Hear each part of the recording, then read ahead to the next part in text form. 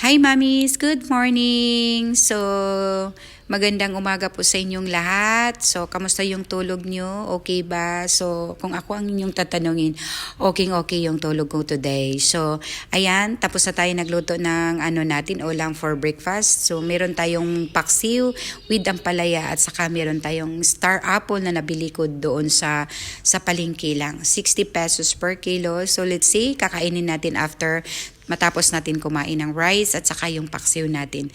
Let's see kung purple ba talaga inside the star apple. Kasi dati, mayroon maraming star apple, yung sa probinsya pa ako, yung star apple na tawag nila na kaimito. So, tamis sadto siya. So, tikman natin ngayon kung totoong matamis ba itong star apple na nabili natin sa palengke. Ayan, naglagay na ako ng rice, kakain na tayo. So, it's time for us to eat our breakfast. So, kayo mga mami, siguraduhin ninyong kakain kayo ng breakfast kasi importante talaga na meron laman yung tiyan natin sa umaga. Kasi yun talaga ang nagbibigay ng energy sa gawain natin sa morning. So, hindi tayo makasurvive kung walang laman yung tiyan natin. So, para maging success yung work natin, at meron tayong extra energy, kakain tayo sa umaga, 'di ba? So yun, meron tayong ampalaya at paksiw, meron ding pipino for our breakfast. So let's eat mga mamis. So yun na meron akong i-share while I'm eating my breakfast. Sabi ko, lahat na ba tayo daging vlogger? So kailangan talaga natin na huwag hihinto at tutuloy kasi lahat ng ginagawa mo na nagagawa ka ng content, hindi porket hindi nag-viral, hindi ka talaga makasahod, no? Kahit hindi nag-viral yung video, makasahod ka pa rin as long as you follow the rules of dito sa mundo ng pagva-vlog, hindi ka ma-restrict at sumusunod ka talaga sa ni Mita at I'm sure makasahod ka. So like me, gagawa ng content at hindi na gagawa ng mga gawa lang ng mga content para lang mag-viral. So, ito yung sa akin, wala akong nag-viral na video but continuous pa rin ako gagawa kasi I'm sure meron tayong sahod dito. So, ayan mamis, galingan lang natin gagawa ng video para yung mga tao ma-impress din at ma-inspire din kung ano yung ginagawa mo, routine sa araw-araw natin.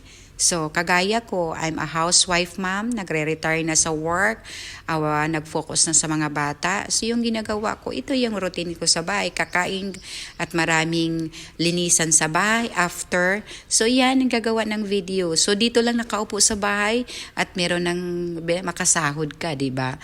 So, ito yung mas easy na trabaho. Gagalingan mo lang, gagawa ka lang ng content. So, wag ka lang ihinto, consistent ka lang sa ginagawa mo at always maki-engage ka sa other mga content creator at wag kang maging maging strict sa mga other strangers people. Lahat dito sa social media, lahat ng papasok sa bahay mo to be your family and friends. So, ayan talaga yung natin dito, mundo ng pagba-vlogging. Walang pinipili, lahat kaibigan mo dito. So, yun yung kagandahan natin kasi sa pagbablog, marami ka talagang ma-earn na mga kaibigan. Yung mga relatives mo din na hindi mo kakilala, makikilala mo dito. Yun yung kagandahan natin dito sa social media. Basta gagamitin mo lang ng maayos. Huwag papatol kasi marami ding mga scammer dyan. So, mag-ingat talaga sa mga taong mga scammer, yung kukuha ng mga data sa inyo. So, maingat din tayo. Kasi hindi natin maiwasan na marami talagang mga din dito sa social media world. Maraming hindi maganda. Kaya maingat tayo mamis. Always check your account and monitor kung merong mga pinagbago na hindi unusual, na mga unusual talaga na mga notification, huwag ninyong i-click yan. Kasi maraming way ang mga scammer dito. Mag-ingat talaga tayo. Kaya maraming mga notification, mga fake notification. So, double check talaga. Always check talaga. Yung importante sa atin pag vlogging ka, always check the notification kung ano yung pinapadala, legit ba or hindi legit. Kasi marami talagang magaya-gaya. dito sa mundo ni Mita. So ayan mami, masarap yung kain ko. So ano pa ba yung ma-share ko sa inyo? Yun lang, continuous vlogging. Yung mga bagong nagba-vlogging, huwag kayong hihinto. Tuloy pa rin yung laban ninyo dyan. Kasi ganito din yung ginagawa ko. Laban ng laban, forward lang. So huwag kang babackward. Patuloy ka pa rin kahit anong sinasabi ng mga tao dyan, as long as wala naman kang ginagawang hindi maganda.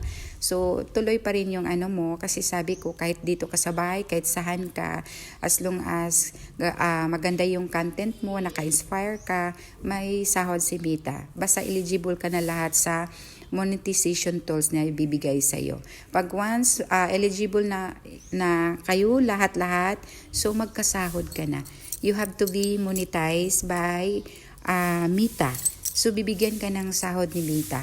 So, isisin yan, mag-register ka kung ano yung request ni Mita doon para eligible kung eligible ka na. So, meron doong mga guide na ilalagay ni Mita na susundin mo para ilagay mo yung account number, yung savings account mo doon, ililink mo para doon napapasok yung pira na sahod ni Mita.